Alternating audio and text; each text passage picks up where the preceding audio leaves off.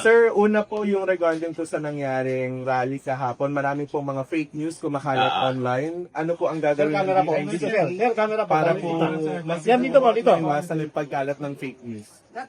So simula nung nangyari yung insidente sa Senate, yung DICT kasi at saka CICC, yung CICC yung Cybercrime Investigation Coordinating Center, inactivate na namin. 24/7 yan. As we speak, minomonitor namin yung chatter. Tulad nung mga nangyari nung last year, di ba? Binabantayan namin yung mga tao na nagbabalak manggulo at maghikayat sa mga tao na manggulo sa internet, tapos pupunta on the ground. So pag may nakikita kaming ganung mga content, rine-refer na namin sa authorities para on the ground operation. Tapos, yun nga, acknowledge natin yung collaboration and cooperation ng mga social media platform.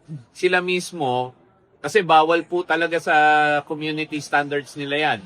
Sila mismo actively tinatanggal na nila. So kahapon, nakipag-coordinate sila sa amin, sabi, baka dapat magbigay na ng statement, DICT, CICC na yung mga ganyan bawal. So nagbigay lang kami ng reminder kagabi and this morning to the public na bawal po yan sa mga social media platform. At sabi nga ni Presidente, kalma lang muna dahil hindi natin masosolve ang mga problema natin kung puro na lang tayo away, sigawan, yon. Sir, yung sinabi nyo kanina, five persons of interest, can you give us in major sunog post kanila? Ay, yun naman, yung mga post na bawal, yung mga tipong trying to incite violence, di ba? Yon, bawal yon. Hindi po pwede yon. So, yun yung nature ng mga post nila. Again, linawin namin, political speech, freedom of expression, pinoprotektahan po natin yan. Isa po yan sa mga rights natin. Pero pag nagtatawag ka na ng away, medyo may problema tayo doon. So, yun, ang procedure po ng mga social media platform, may tinatanggal yon. Pero yun nga, babala po sa publiko, lahat po ng ginagawa online na nakadocument po yan. At pinapreserve po ng mga social media platform yan. So pag kinailangan pong gamitin yan for future case building and evidence, pino-forward po natin sa mga authorities yan. So, bale sir, yung mga gagawa ng mga ganito na similar posts, makakasuhan. Oo naman. Oo, with the appropriate case, syempre, 'di ba? And I will leave it up to the the authorities. Now, para lang malaman nyo kung ano yung composition ng aming threat monitoring center. Hindi lang po mga cyber experts yun.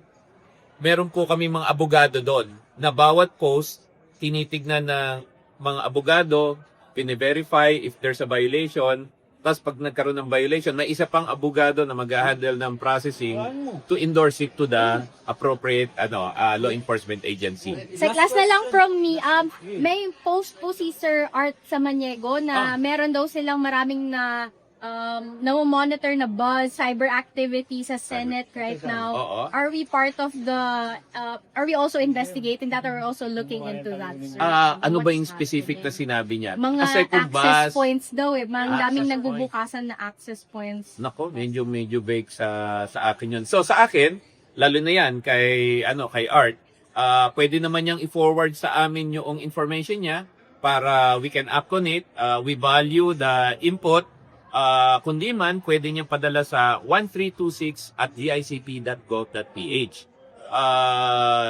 Yun, pwede siya makipag-ugnayan sa amin para we can coordinate in terms of addressing kung may problema nga na kailangan i-address. Bali sir, parang gumagawa daw, posible daw yun magamit para gumawa ng parang mga wifi and then pag nag-connect ka, pwede nang ma-access yun.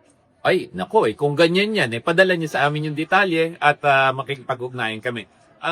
Alam naman namin yung contact details ni Mr. Art Samaniego. So, I would suppose my CICC guys are already reaching out to him kung hindi pa siya nag-reach out sa amin. Ang maganda po dyan, to anyone in the public, kung meron po kayong information that you feel is very concerning, again, reach out to us po. At kami naman po, open po kami 24/7 to collaborate. Sorry po,